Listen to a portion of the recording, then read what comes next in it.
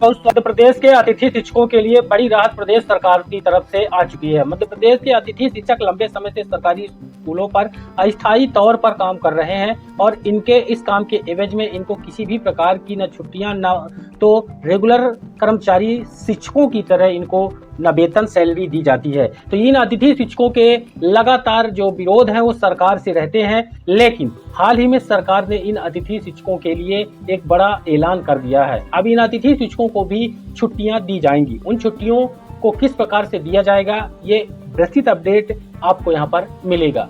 अतिथि शिक्षक जो शिक्षकों की तरह काम करते हैं, लेकिन शिक्षकों की तरह काम करने के बावजूद भी इनको शिक्षकों के कोई भी जो लाभ हैं वो नहीं दिए जाते हैं। इनको वेतन नहीं, मान दे दिया जाता है, इनको किसी भी प्रकार की छुट्टियां नहीं दी जाती थी, लेकिन लंबे समय से ये विरोध भी कर रहे थे सरकार का। फाइनली सरकार ने अब इनको छुट्टियां देने का फैसला किया है। अतिथि शिक्षकों को अवकाश देने के नए निर्देश जारी किए गए हैं, जिसमें 10 कैजुअल लीव यानी 10 दिन का सीएल का छुट्टी इनको दिया जाएगा। अब हम विस्तृत अपडेट आपको दिखाएंगे। अब एक साल में 10 सीएल पाएंगे अतिथि शिक्षक, जल्द जारी किए जाएंगे आदेश।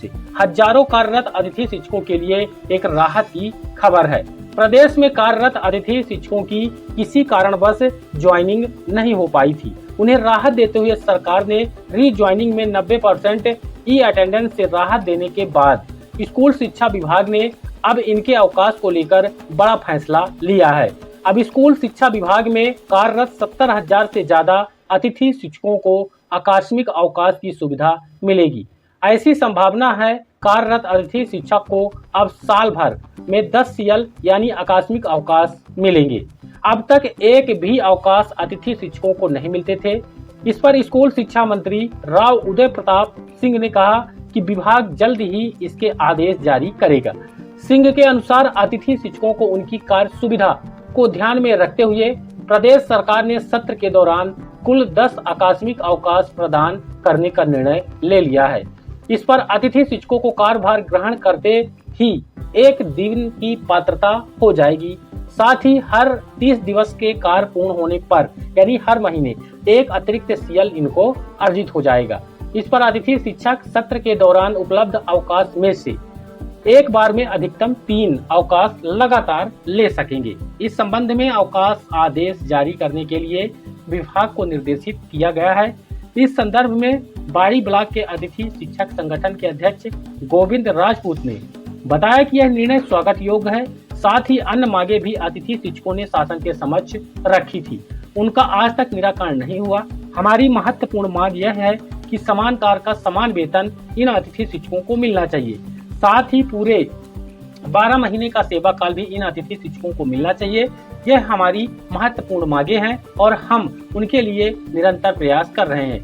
अतिथि शिक्षकों पर मेहरबान हुई सरकार। इस पर जो अतिथि शिक्षकों के संगठन अतिथि शिक्षक समन्वय समिति के प्रदेश अध्यक्ष सुनील सिंह के नेतृत्व में पिछले दिनों लोक शिक्षण आयुक्त के साथ बैठक हुई। उसमें बताया गया था कि पूरे सत्र के दौरान अतिथि शिक्षकों को कोई अवकाश नहीं मिलता।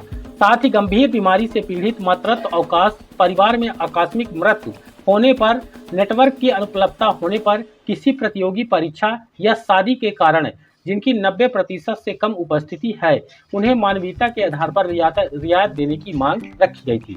इसके बाद आयुक्त पहले रीज्वाइनिंग और फिर सीएल अवकाश की राहत दी गई है।